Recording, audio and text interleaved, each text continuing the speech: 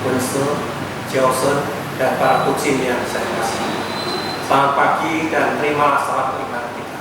Wei Tatung Dia Samsa. Marilah terlebih dulu pada minggu terakhir dari tahun 2021 yang sangat cerah ini, kita panjatkan puji syukur kepada Tuhan Yang Maha Kuasa yang telah memberi kita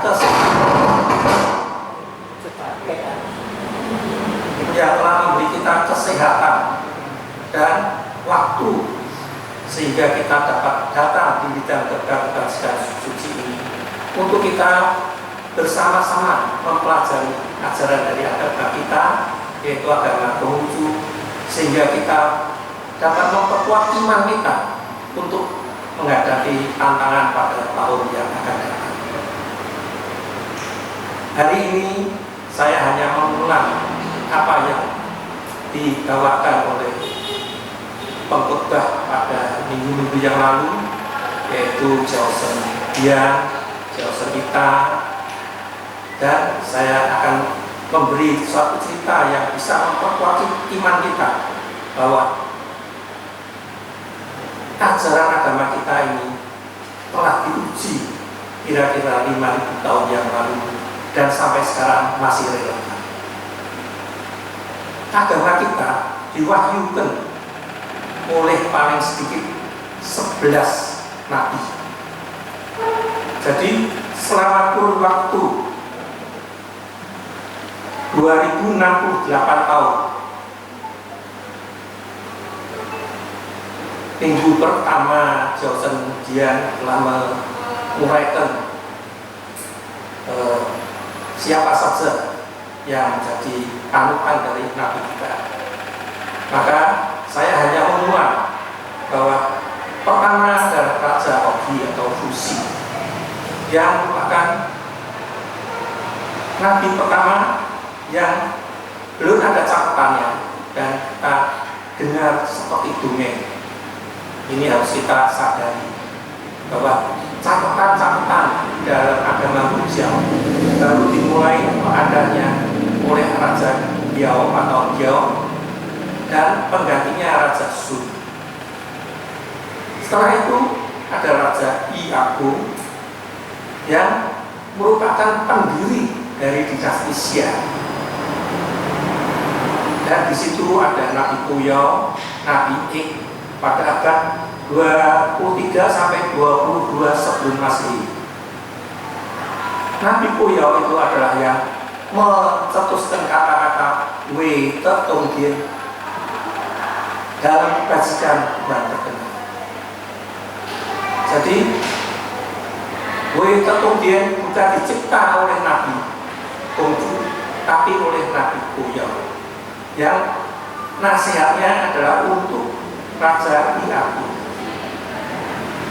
Setelah itu dinasti Xia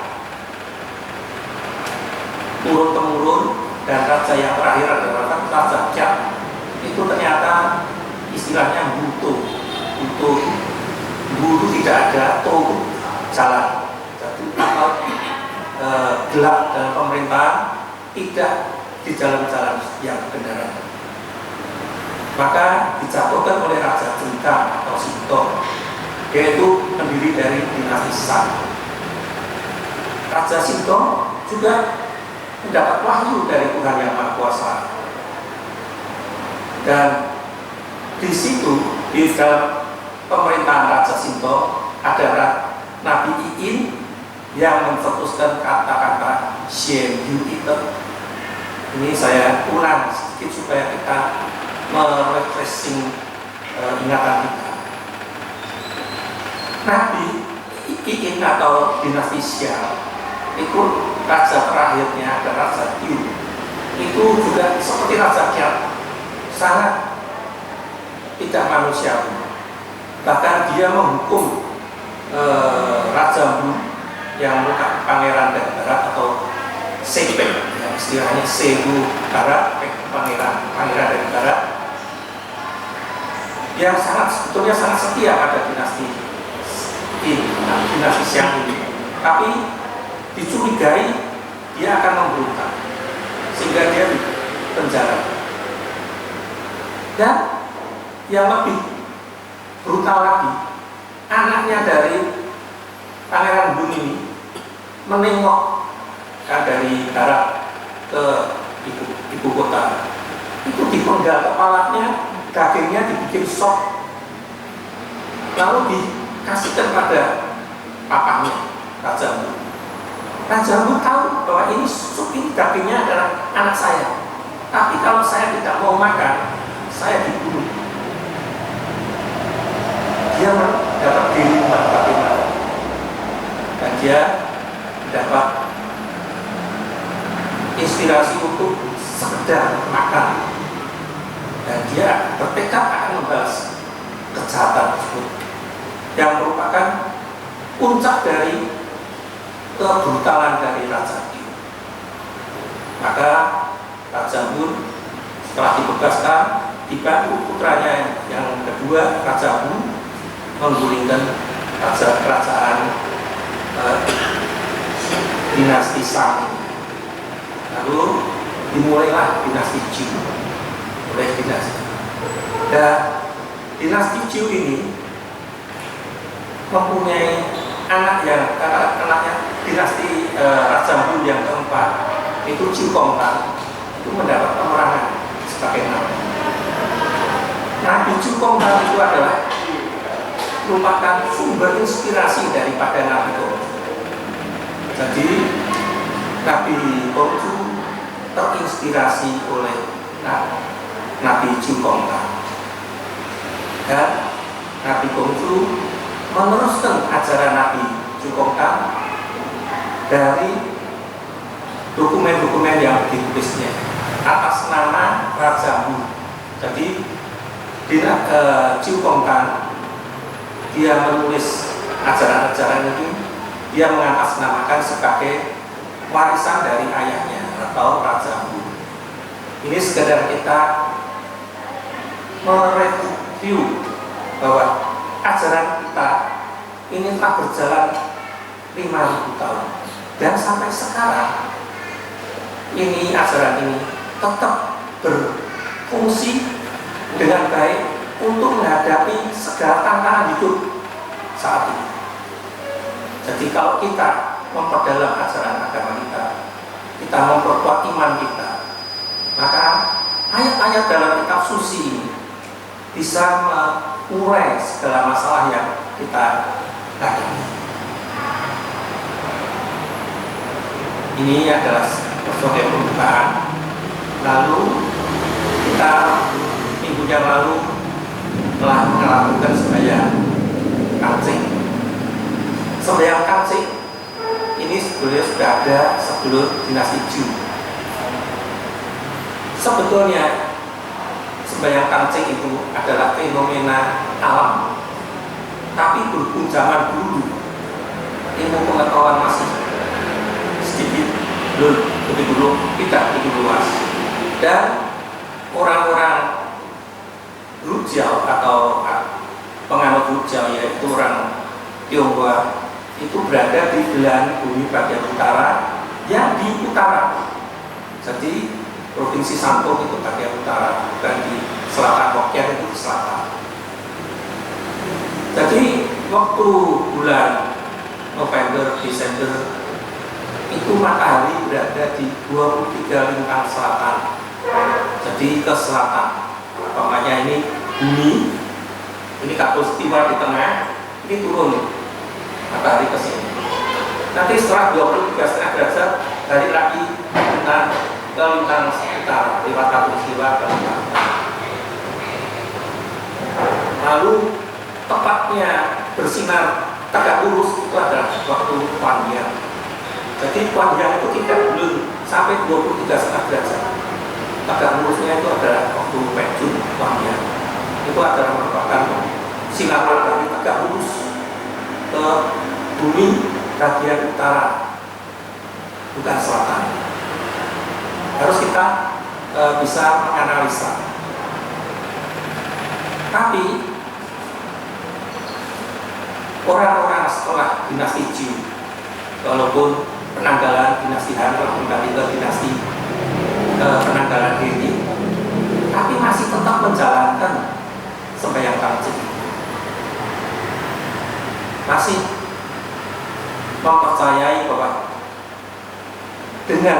kembalinya matahari ke utara, berarti di situ ada kekuatan atau cahaya atau energi untuk memulai penghidupan.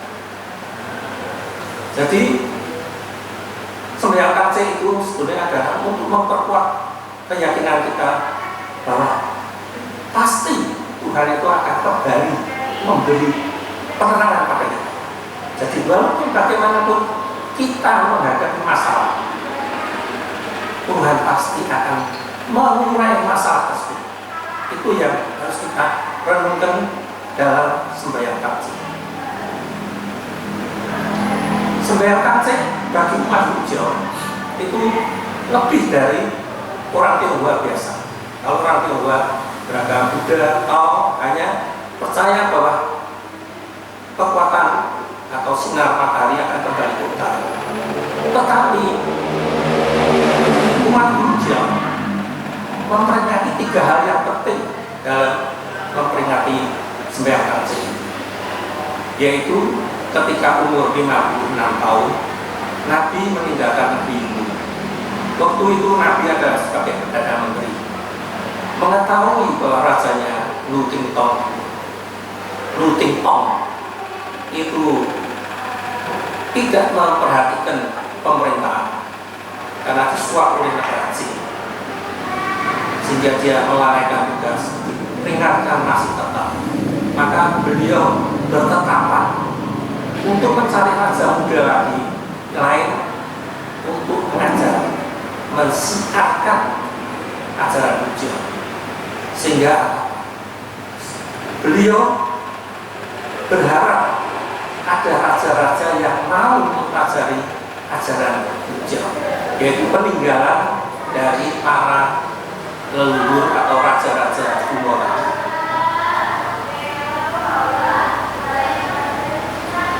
Jadi bagi umat Buddha ini adalah merupakan awal dari dimulainya usaha. Jadi ini kan KC ini kan harapan, ada harapan untuk matahari ke utara, harapan untuk kekalahan lagi. Tapi Nabi Gongso adalah merupakan orang yang pertama yang mengusahakan Buddha itu berkembang. Dan yang saya tidak akan memanjat lebarkan itu, saya hanya akan memberi yang ketiga adalah hari wafatnya Rasul Minggu. Rasul Minggu lahir pada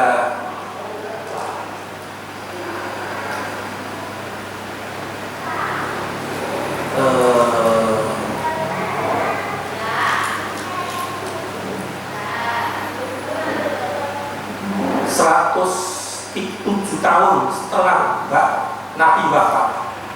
Jadi Rasul Minggu itu belum pernah tahu Nabi Gongso itu seperti apa. Dia hanya mempelajari dari kitab-kitabnya. Dan beliau sangat berpegang teguh pada ajaran Nabi, dia terutama tentang atau cinta kasih dan kebenaran. Karena waktu itu banyak sekali timbul filosof yang dapat merusak atau menyimpangkan ajaran Buddha. Di situ terdapat aliran Yangzu dan aliran Muzi. Ada pemikir-pemikir lain seperti Konghucu, Pekui, Songjing, Mengcize. Jadi beliau juga seperti Nabi Gongso, beliau menemui raja-raja muda waktu itu, yaitu raja Ce Xuanong, Liang Liong, Lu Mutong, Cheng Wenkong. Ini ditemui untuk diberi ajaran-ajaran, diberi nasihat tentang ajaran Nabi, tentang kebenaran, tentang cinta kasih, tentang kebenaran. Tapi kelihatannya raja-raja muda waktu itu hanya mencari kuasa, mencari kekuasaan. Dan zaman itu ada disebut dengan zaman Cienpo atau zaman perang. Kalau waktu ini juga masih di dinasti Chu ya, dinasti Zhou. Jadi dinasti Zhou itu panjang sekali, 800 tahun pemerintah. Nabi itu adalah 551. Jadi pertengahan dinasti Zhou itu adalah zaman Zhou yang dinamakan zaman Zhou. Lalu setelah Nabi wafat zamannya Mengze, itu disebut dengan zaman Canpo atau zaman peperangan. 7 negara itu saling berperang. Bayangkan kalau dulu itu berperang. Kalau kita sekarang tidak bisa membayangkan, lihat saja Eropa. Eropa itu luas daerahnya seperti Tiongkok. Sekarang ini Eropa tidak bisa bersatu. Orang Prancis tidak mau pakai bahasa Jerman, tetap merasa bahasa Jerman. Orang Jerman merasa lebih tinggi. Orang Italia juga tidak mau, apalagi yang Eropa Timur, Cekoslovakia itu sampai sekarang pecah menjadi beberapa negara, saling berperang, tidak ada kedamaian. Jadi kita bisa membayangkan bagaimana zaman Cienpo itu, Canpo itu ada. Itu adalah zaman peperangan satu negara dengan negara lain perang. Hanya untuk waktu daerah dan untuk berkuasa sebagai penguasa tunggal di Tiongkok sana. Jadi kita bisa membayangkan Eropa sekarang ini pecah menjadi banyak negara. Nah, kalau mau lihat peperangan lagi, lihat Timur Tengah, negaranya sama, Arab, bangsanya sama, agamanya sama, Islam, tapi perang, tidak ada kedamaian antara Saudi Arab dengan Iran tidak cocok, dengan Irak tidak cocok, dengan Yaman juga perang, tidak ada kedamaian. Itu adalah zaman waktu Canpo. Jadi berbahagialah kita yang berada di Indonesia, walaupun banyak isu-isu, tapi kita bisa hidup damai. Ini adalah suatu gambaran bahwa agama kita sangat relevan untuk dianut atau dipahami atau diimani sampai sekarang. Dan ajaran agama kita, kalau kita membaca kitab ini kitab ini ada yang ajarannya dari Liu Jing atau Moking. Liu Jing karena Jin Siwang anak buahnya Jin Siwang namanya Li Si itu membakar kitab Liu Jing. Jadi sekarang tinggal Liu Jing, Moking istilahnya. Lalu disarikan oleh zaman dinasti Song menjadi Sesu, kitab yang pertama. Ini kata-kata kalimat ini ada yang dari kitab Liu, ada yang ucapan Nabi, ada yang ucapan dari murid Nabi. Jadi kalau kita membaca, kita tidak usah saling debat. Oh ini murid Nabi kok ikut saya. Murid Nabi itu ada murid-murid yang sudah yang pandai, yang sudah setingkat sebetulnya dengan Nabi, cuma masih kalah effortnya.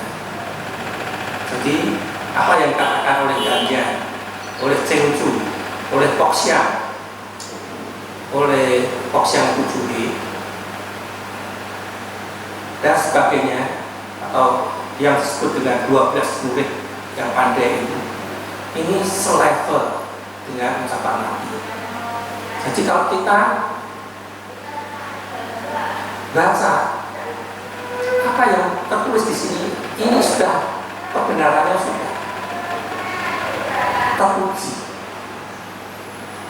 Maka seperti yang minggu lalu seharusnya kita katakan dalam share tentang kehidupannya yang Busyok namanya katakan harus pasrah pada iman.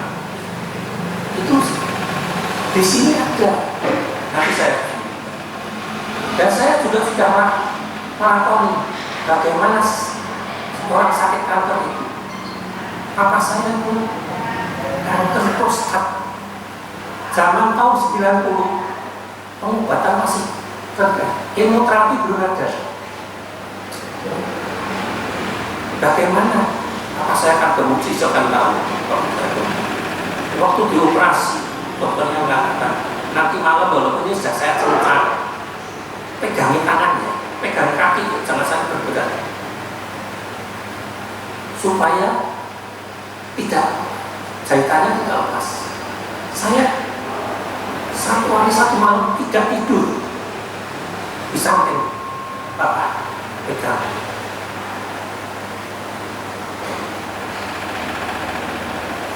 Setelah 10 hari habis operasi pertama, dokternya mengatakan, waduh, kita telah ngirim ke Bandung dan ternyata yang diambil itu ada sinarnya. Ya sudah, ada obat itu. Tapi dokter mengatakan kalau dirawat dengan baik bisa bertahan 2 tahun. Kalau kita merawat dengan baik, 2 tahun lagi, buntet lagi, tidak bisa keluar, operasi lagi. 1 tahun lagi, buntet lagi, dokternya enggak, kita minta sebaik itu enak, dioperasi lagi, dokternya sudah tidak berani, jaringannya sudah rapuh karena dimakan usia. Bapak saya meninggal usia 79, hampir 80, jaringannya sudah rapuh. Jadi maaf ya ini, kalau dia udah mau kencing, kita kasih tisu atau anduk di kemana dan sasaran dan tidak bisa basah, air yang kencing tidak bisa keluar, sampai disuruh morfin karena apa? Keracunan, sakitnya berat. Jadi apa yang Nabi katakan, bagaimana orang baik bisa sakit, ini memang ada di dalam sini. Ini saya takut, walaupun ini dalam bab yang terakhir, ini sesenyumi mati hidup adalah firman. Lalu Fukwe Caidir, kaya dan mulia ada pada Tuhan. Nanti saya jelaskan untuk cerita. Jadi apa yang Nabi berajarkan kepada kita, kalau kita mengimani, menghayati dengan baik, menjadi penghibur bagi kita dan menjadi jalan hidup kita untuk hidup dalam kebenaran. Ini adalah mulai permulaan dari khotbah saya. Intinya dalam khotbah saya ini saya akan mengambil dari keimanan kita, 8 keimanan kita. Kalau kita bersembahyang di sini pasti dibacakan tak jenjen, yaitu jensin huang dia, jenze hui sen, jenzuo jite, jengli ming ming, jenze hui sen, jengyang xiao shi, jengsuan nuo, jengjing jing shu, dan jengsing kato. Yang terakhir jengsing kato. Seberiman menempuh jalan suci. Ya, inilah yang akan saya uraikan pada pagi hari ini. Lalu saya akan mengulang sedikit apa yang disebut dengan mau atau jalan suci. Jengsing tato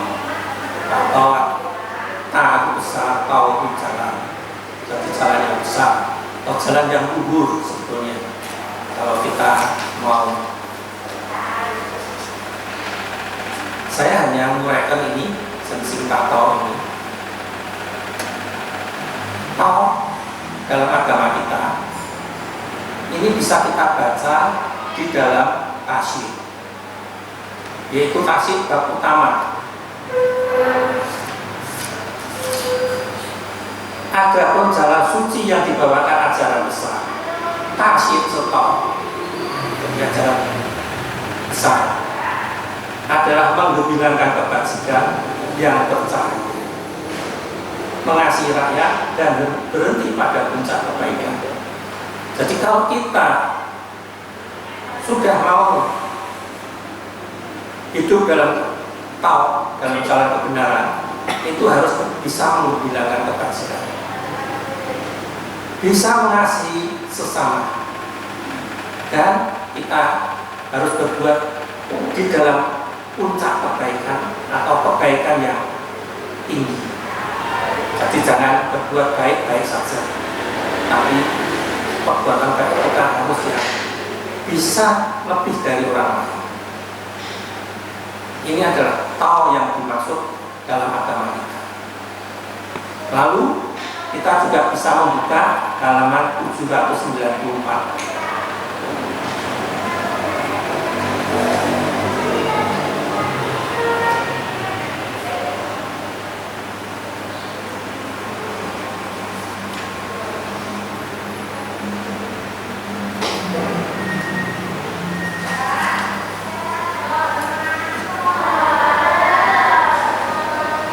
Hingsu berkata, cinta kasih itulah kemanusiaan.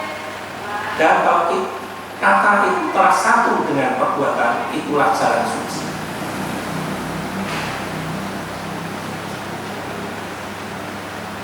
Jadi kita hidup harus penuh dengan cinta kasih.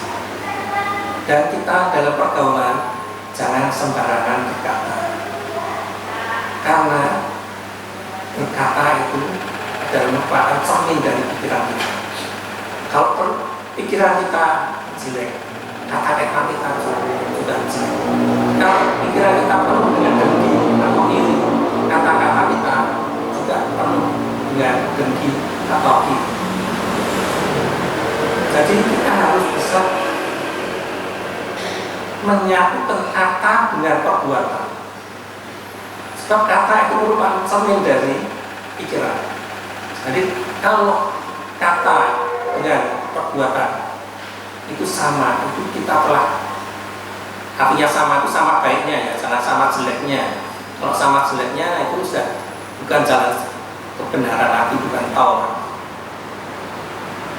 Jadi walaupun bagaimana dalam keadaan kita senang, dalam keadaan susah, dalam keadaan tertekan, kita harus dapat tenang dan dapat berpikir benar, berkata dengan baik, dan perbuatan kita jangan sampai menyakiti orang lain. Maka itu ajaran Nabi yang utama adalah jongsu. Jadi saya mengaitkan satu dengan yang lain agar kita bisa mudeng istilahnya. Karena saya belajar ini sudah umur 50 lebih, belajar agama Konghucu. Saya tahun 94 mulai belajar agama Konghucu. Saya dulunya tidak tahu ini. Saya tahunya itu setelah pulang dari Jombo, karena ikut rombongan Matakin ke Jiku. Saya dulunya tidak tahu Nabi itu dari Jiku, dia tidak tahu. Cuma saya kepingin ke Jombo dan dikasih tahu orang bahwa Bung Tomo akan mengadakan tur ke Jombo. Lalu saya ke sini ketemu Asu dan baru kenal dengan Pak Hi. Saya suruh ngurus paspor karena itu kurang berapa bulan, 1 bulan tidak bisa mau berangkat. Jadi saya disusulkan. Pulang dari Jombo, Pak Hi mengatakan, Oh, wis padha kenale ojo mandek semene. Pokoknya butuh kita kenalan lebih lama, berlanjut. Maka saya baru masuk ke Kuto dan saya baru mulai belajar. Dulunya saya tidak tahu apa yang dimaksud dengan satya itu. Karena Pak Ciu itu mengatakan satya dengan setia itu beda.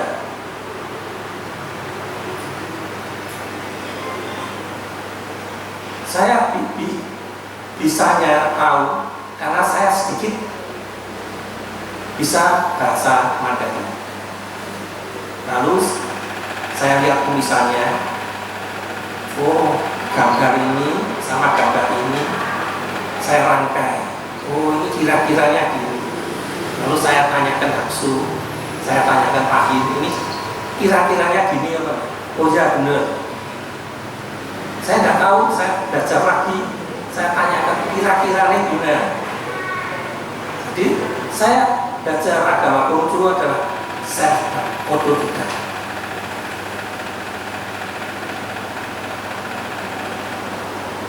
Jadi hidup dalam Tao itu adalah hidup lahir batin, adalah tepat di dalam menerapkan dalam kehidupan kita, yaitu ke atas kita percaya pada Tuhan yang Maha Kuasa, dan yang ke samping itu kita harus bertepuk sendiri pada sesama manusia.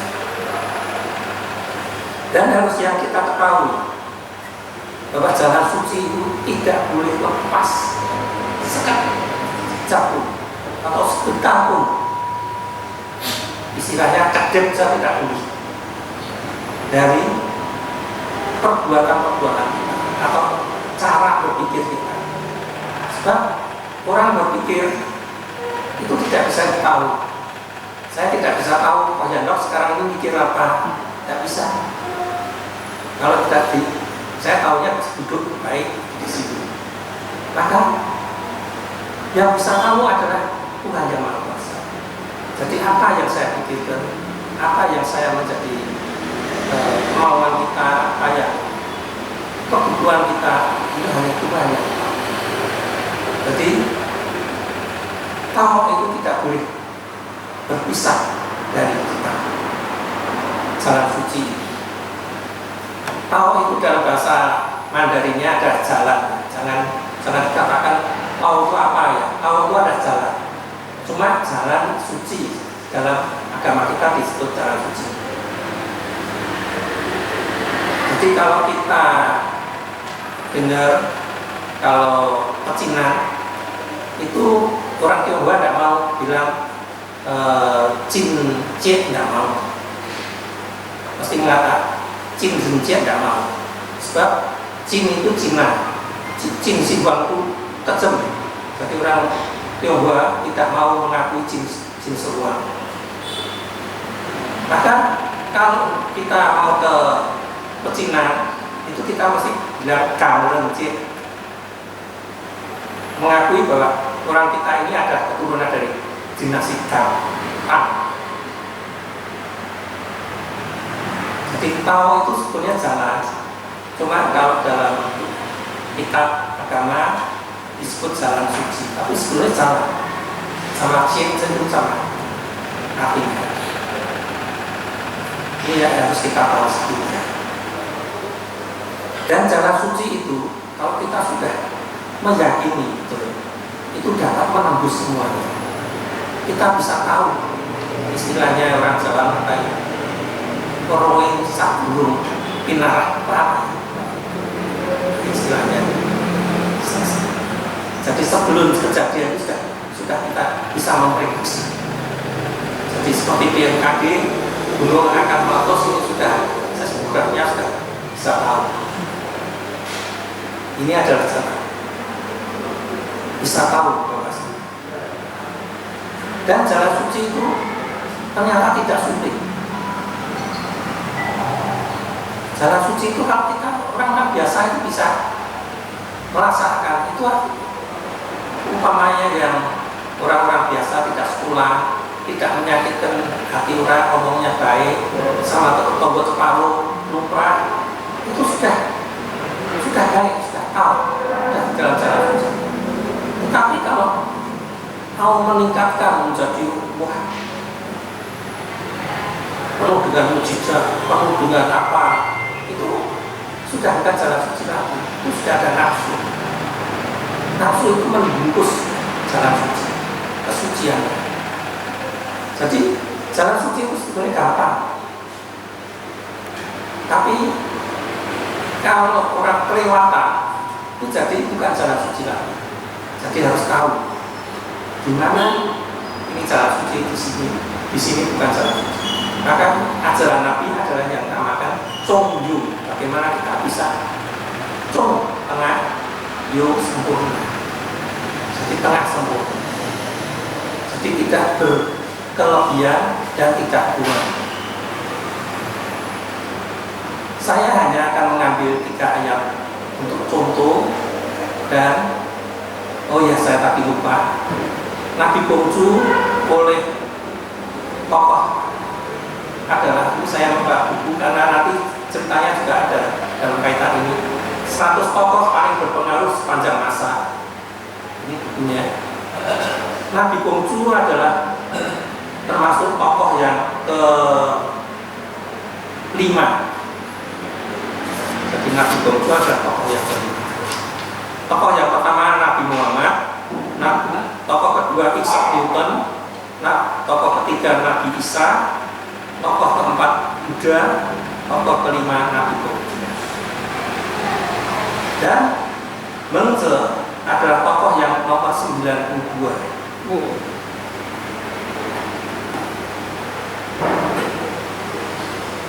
Mau tahu tokoh nomor 7 kan? Siapa? Itu juga orang Tionghoa.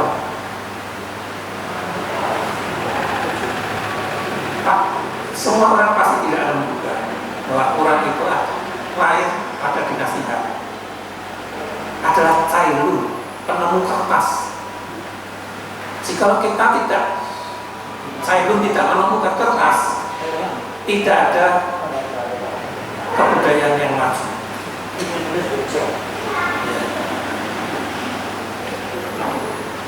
Jadi ini buku ini, walaupun ini subjektif ya, tapi bermanfaat. Jadi tokoh-tokoh yang bisa mengubah dunia. Ini saya bawa sebab nanti cerita saya ini mengenai Isaac Newton, Einstein, Nabi Muhammad, yang nomor 1. Betul ya, betul. Di sini. Ini saya bawa karena ini ada nanti Albert Einstein, cerita saya ambil dari Albert Einstein supaya nanti kalau saudara mau lihat rupanya seperti apa, nanti saya bisa menunjukkan Einstein itu seperti ini rupanya. Ini tiap orang bisa katakan. Jadi bukannya saya baca buku ini bukan, tidak pamer saya supaya jelas menjelaskan bahwa orang yang mau tanya bisa lebih tahu. Maka untuk tahu sing tahu ini, saya hanya mengambil 3 ayat untuk memperkuat iman kita. Ini adalah terdapat dalam kitab Lundi jilid 12, yaitu Lundi jilid 12 ayat yang ketiga, halaman 223, yaitu hati-hati dalam berbicara karena melaksanakan apa yang dikatakan itu adalah suka. Jadi jangan mengatakan semuanya gampang. Jangan sampai esok beli sore sore beli apa lagi ya. Jadi mencra-mencri gitu ya. Di orang itu harus apa yang dikatakan itu harus konsisten.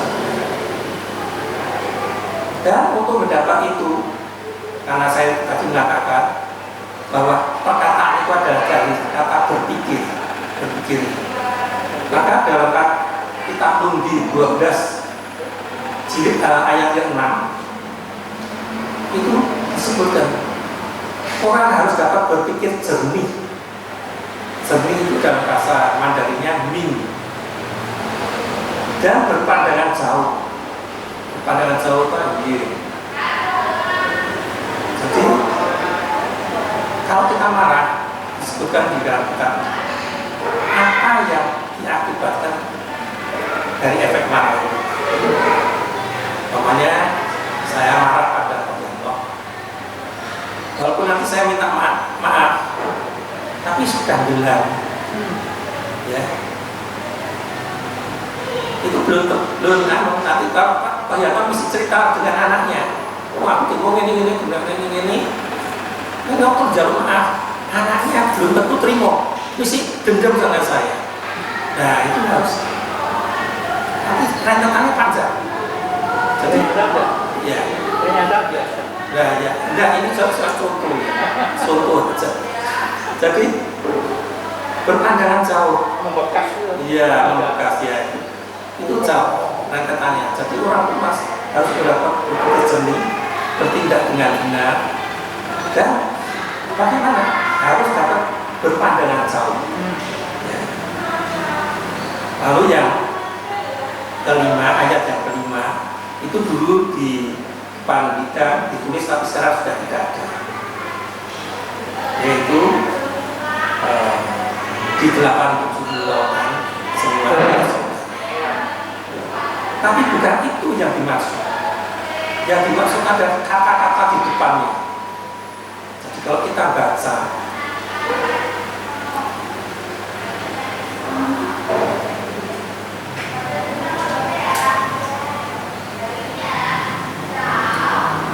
dengan sedih Sumadi berkata, orang lain mempunyai saudara, namun aku sebatang kara.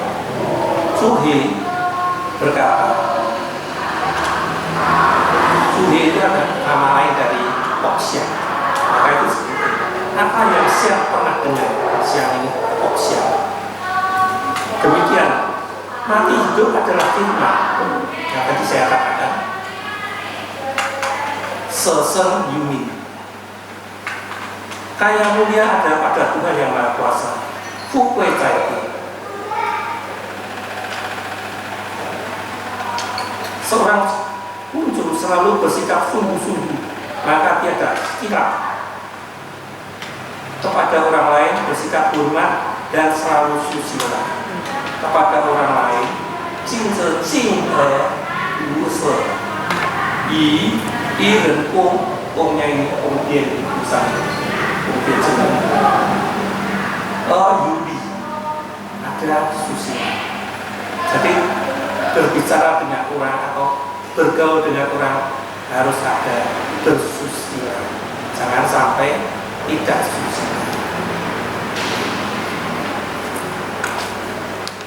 Ini walaupun kata-kata dari Oksya, tapi ini mengambil dari kucing, dari ujar Nabi. Jadi sangat berbobot kata-kata. Ini harus kita akui. Dan saya ada satu cerita seperti yang saya katakan. Ini adalah mengambil dari kata-katanya. Fukwe Caiti. Kaya mulia ada pada Tuhan. Jadi nasib kita ini jangan tidak ditentukan oleh manusia, tapi ditentukan oleh Tuhan yang Maha Kuasa. Ini ada, saya sukanya baca ini buku Chicken Shop of the Soul. Ini sudah terbit 10 buku. Tiap buku ada 101 cerita, dan tiap buku mempunyai judul sendiri-sendiri. Ini judulnya Waktunya Berkembang.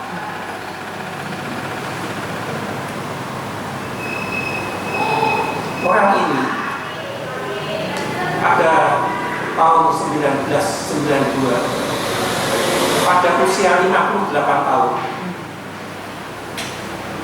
oleh perusahaan dirgantara. Jadi dia kerjanya di perusahaan aeroscape ya, penerbangan itu diberhentikan, mendapat pensiun dini istilahnya. Mestinya itu umur 62, 64 baru pensiun, tapi dia baru 58 dengan 1.200 orang. Jadi bukan dia sendiri yang dihentikan, tapi 1.200 orang yang bekerja di perusahaan di sekitar tempatnya dia bekerja dihentikan atau dipensiun dengan mendapat pesangon putus, artinya dapat sekian sudah tidak ada pensiun. Dia sangat terpukul karena dia masih mencicil rumah. Orang barat itu kalau di rumah itu nyicil. Lalu anaknya ada yang masih sekolah. Untung istrinya juga bekerja, jadi dia agak lega untuk hidup sehari-hari. Tapi bagaimana? Tidak punya kerjaan, badan masih kuat. Dia melamar kerjaan ke perusahaan-perusahaan lain. Dan tidak ada satu perusahaan yang mau mengambil walaupun dia ahli bidang sesuatu bidang. Tidak ada orang yang akan pekerjakan orang yang sudah 58 tahun usia. Dia fokus bagaimana? Untungnya anaknya yang besar itu kerja turut orang, lalu dia keluar untuk usaha sendiri. Kerjanya adalah ke notaris, menjadi kantor notaris. Tahu papahnya bengong, tidak ada kerjaan, dia mengatakan, kamu ke kantor aja setengah hari, isi agenda, kotor-kotor, apa gimana untuk mengisi kesibukan. Apanya? Ya sudah, daripada nganggur, dan nanti di belanja saya yang mau, karena ini kerjanya anaknya sendiri. Nurut kerja. Kantornya dia orang barat itu biasanya kalau nyewa kantor itu satu kamar, satu los atau satu bangunan itu bisa untuk berapa puluh perusahaan atau kantor. Kebetulan satu lantai dengan kantornya anaknya itu ada kantor-kantor notaris lainnya. Lalu pada suatu hari notaris di depan kantornya anaknya itu mengatakan, kamu ini ada orang yang mengatakan bahwa kamu ini mirip dengan Einstein, bro. Tidak ada, ya tidak ada. Yang saya itu kamu-kamukan,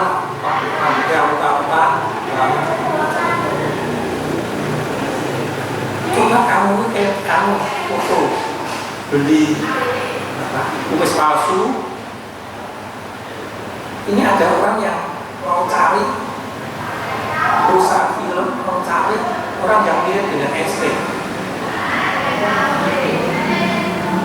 Ya sebenarnya tidak tertarik, tapi besoknya lagi tanya gimana hasilnya foto, belum besoknya lagi tanya lama-lama dia risi.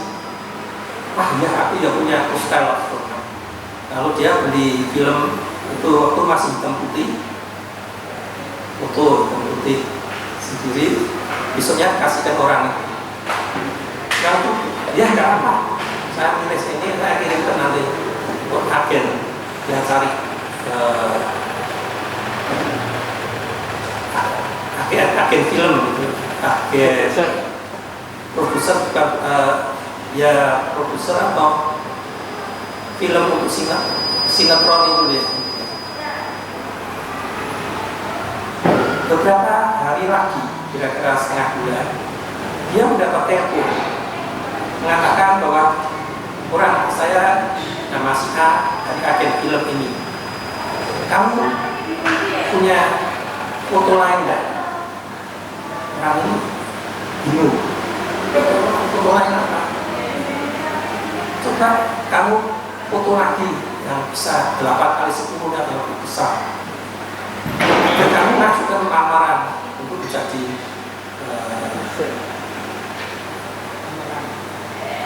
pemeran gitu. Dia apa ini untuk tidak percaya. Sebentar lagi telepon lagi, sebentar lagi telepon lagi. Lama-lama dia, ya sudah, nanti saya kirimi. Karena ya, dia tidak mikir. Terus 1 minggu lagi, dia telepon lagi. Kamu ada waktu kapan? Kita ketemu di studio.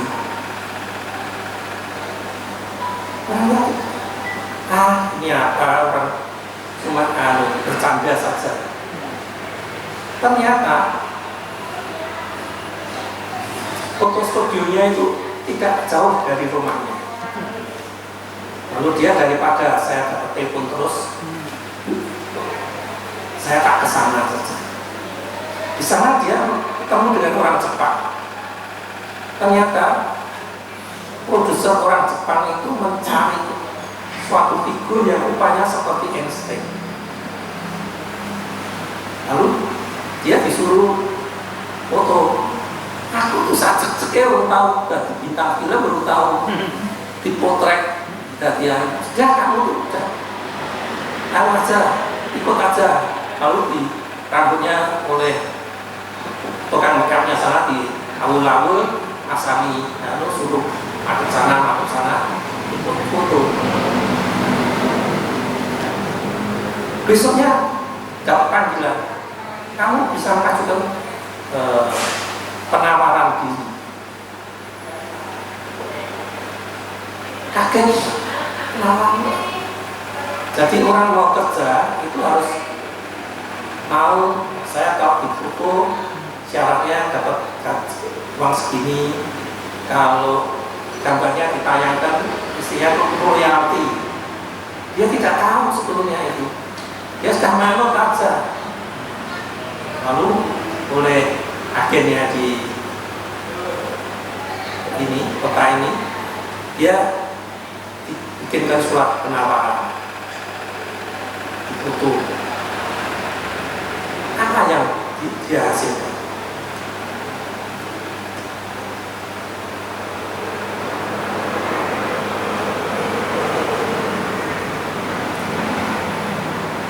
Ini saya baca saja ya. Yang tidak kusadari saat itu adalah bahwa yang penting adalah penampilan dalam tanda petik. Tanpa sadar aku sudah berada di sebuah kantor di Beverly Hills mengikuti audisi untuk mendapat peran sebagai Albert Einstein di hadapan produser-produser Jepang dan sutradara film. Dan akhirnya dia terpilih. Dan apa yang dia dapat? Selama 22 tahun dia digapuk atau difoto sebagai Einstein, hasilnya mendapat $330.000. Suatu pendapatan yang bukan main. Karena untuk 1 kali pemotretan saja, 1 hari dia mendapat $10.000. Belum mendapat fasilitas hotel, transport, makan, dan sebagainya. Jadi apa yang dikatakan Fukui Caidi, kaya dan mulia ada pada Tuhan, itu benar. Orang yang tidak tahu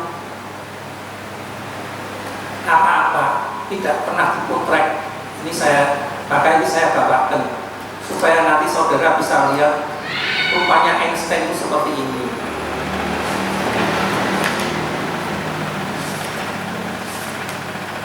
Ini kalau berdiri seperti ini,